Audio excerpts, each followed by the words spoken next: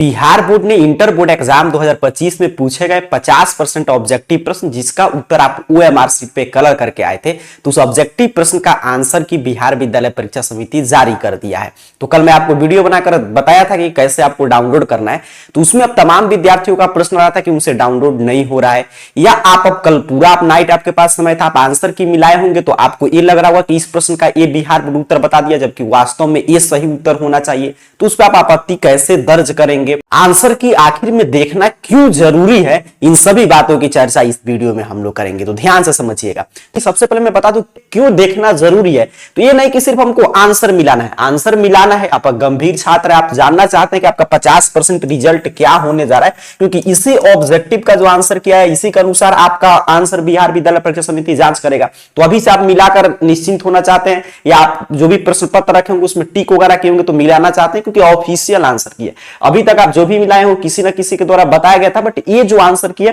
इसी के द्वारा बिहार बोर्ड चेक करेगा। तो ये 50% समझिए रिजल्ट आपके पास हो जाएगा, कि आपको यह अंदाजा हो जाएगा आपको कितना मार्क्स आने जा रहा है। अच्छा, दूसरा इससे ये बेनिफिट होता है कि मान लीजिए आपको आंसर नहीं मिलाना है, आप प्रश्न पत्र पे टिक नहीं किए, आप भूल गए हैं कि हाँ मैं कौन सा प्रश्न का क्या उत्तर बनाकर आया था, तभी आप देखिए बिल्कुल रिजल्ट के जैसा यहां पे चेक हो रहा है। देख रहे हैं ना कि यहां पे आपका इंटर है, यहां पे रोल कोड एडमिट कार्ड से सही सही टाइप करना है और रोल नंबर अपने को टाइप करना है और लॉगिन करना है, मतलब समझिए आपका रिजल्ट शो होगा वैसे।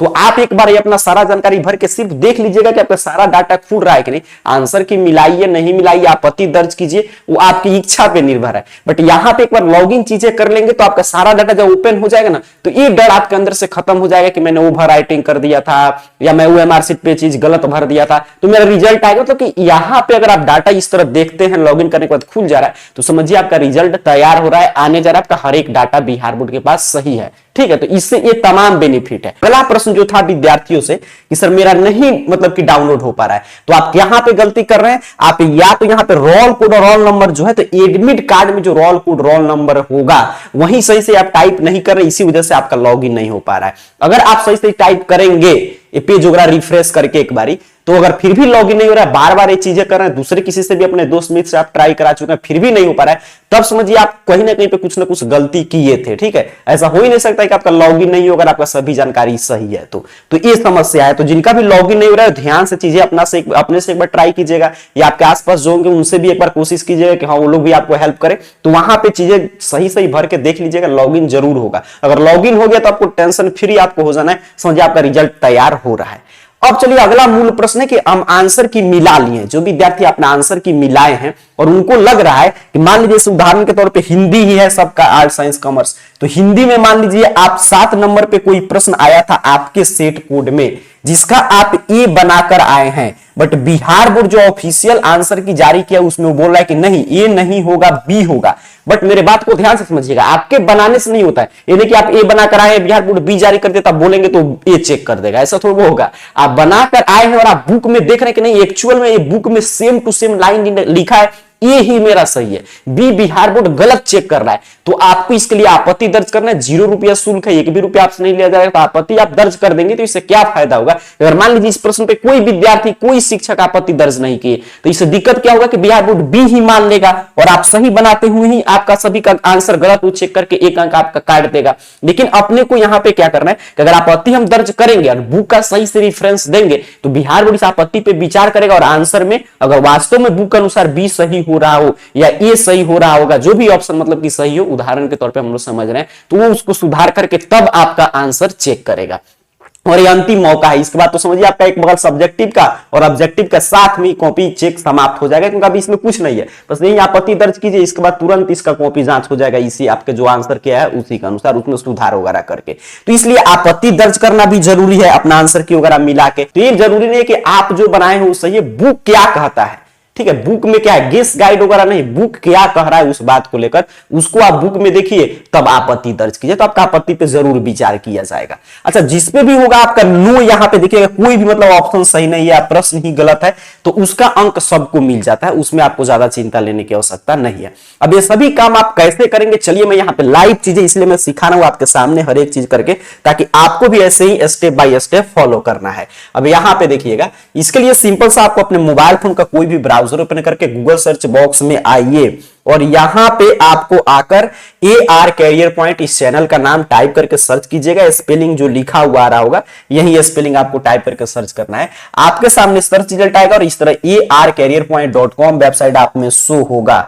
सिंपल सा आपको इस वेबसाइट पे क्लिक कर देना है। ध्यान से देखिएगा, एक एक काम मैं आपके सामने करके दिखा रहा हूं ताकि कोई कंफ्यूजन आपके मन में नहीं रहे।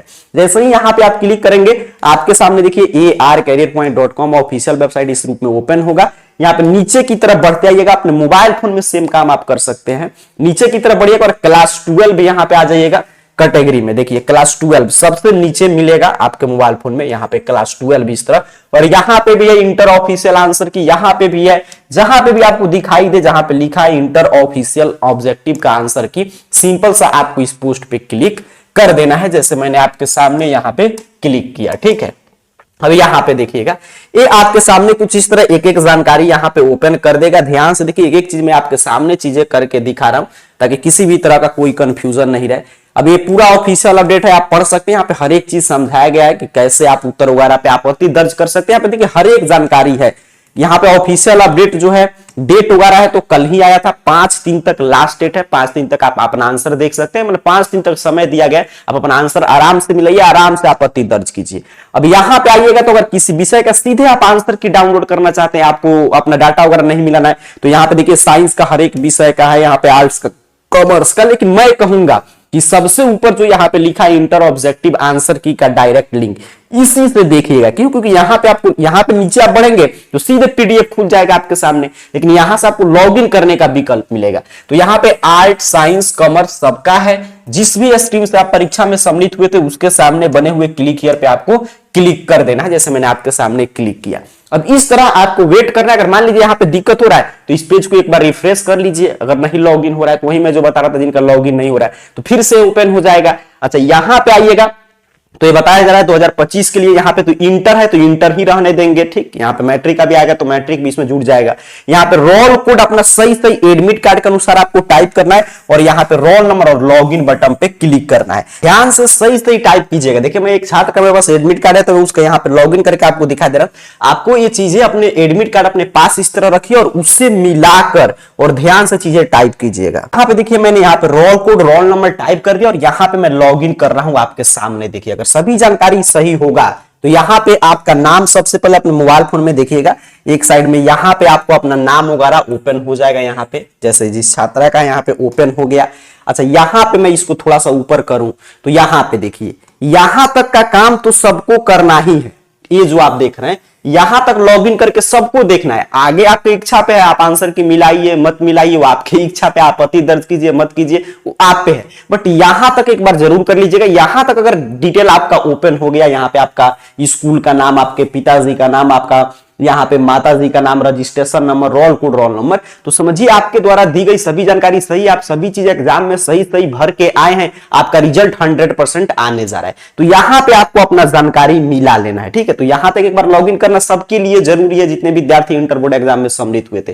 अब अगर आपको आंसर की मिलाना है तो नीचे की तरफ बढ़िएगा, आंसर की फाइल है। अब यहाँ पे देखिए विषय है, तो आप जिस विषय की परीक्षा में सम्मिलित होंगे सारा विषय का यहाँ पे आ जाएगा। तो उस विषय को, जिस भी विषय में आपको मतलब मान लीजिए आंसर की देखना है तो यहाँ पे उस विषय पे क्लिक कीजिए। जैसे ही क्लिक कीजिएगा तो यहाँ पे इस तरह आंसर की फाइल ओपन कर देगा। अब यहाँ पे कह रहा है कि इसको PDF के रूप में आप डाउनलोड करना चाहते हैं तो यहाँ पे ओपन बटन है, इस पे क्लिक करके डाउनलोड करके आंसर की देख लीजिएगा कि आपका कौन सा सेट कोड मिलेगा। यहाँ पे जैसे ही ओपन करेंगे पूरा A से Z तक ओपन हो जाएगा और यहां से ओपन करके आपको देख लेना है। मान लीजिए हम लोग इंग्लिश का देख रहे थे, मान लीजिए समझने के लिए आप इसी तरह सभी विषय का अगर मिलाना है तो मिला लीजिएगा। और मान लीजिए मुझे सेट कोड अंग्रेजी का मुझे प्रश्न पत्र मिला था C, आपको जो भी मिला हो A से J तक देखिए यहाँ पे पूरा है।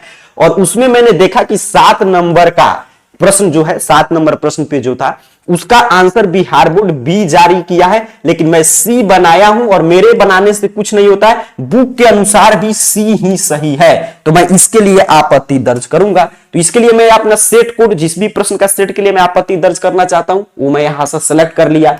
प्रश्न संख्या कितना नंबर प्रश्न के लिए मैं आपत्ति दर्ज कर रहा हूं, तो 7 नंबर जो भी होगा, मैं सिर्फ समझाने के लिए आपको बता रहा हूं। क्या समस्या है सर? प्रश्न ही गलत है तो मैं सेलेक्ट करूंगा प्रश्न गलत है, उत्तर गलत है तो मैं सिलेक्ट करूंगा उत्तर गलत है। जो आपको गलत लग रहा है उसको सिलेक्ट कीजिए।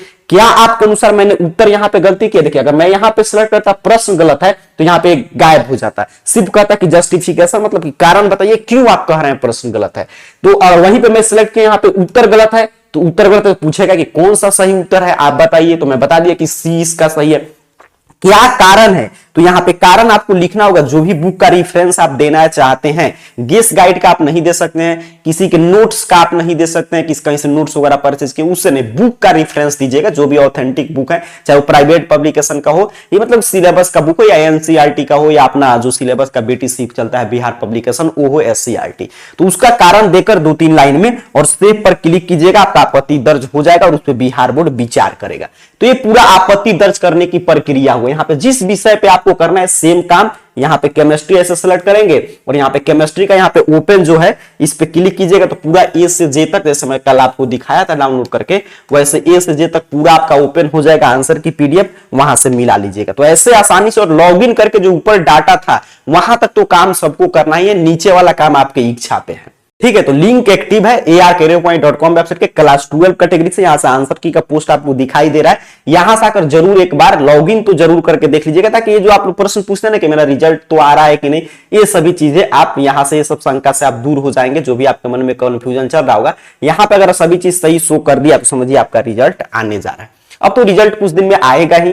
अब समझिए आपका आंसर की आ गया, ऑब्जेक्टिव का मतलब ऑब्जेक्टिव कुछ दिन 5 के बाद से चेक होना शुरू हो जाएगा, 10 तक ये भी समाप्त हो जाएगा, 8 तक आपका सब्जेक्टिव का आंसर की खत्म। फिर उसके बाद क्या होगा, टॉपर की कॉपी का पुनर्मूल्यांकन 1-2 दिन लगता है और उसके बाद टॉपर का वेरिफिकेशन 2-3 दिन चलेगा, टॉपर इंटरव्यू, फिर आपके सामने आपका रिजल्ट होगा। सभी साल से पहले इस साल रिजल्ट आपके सामने होगा।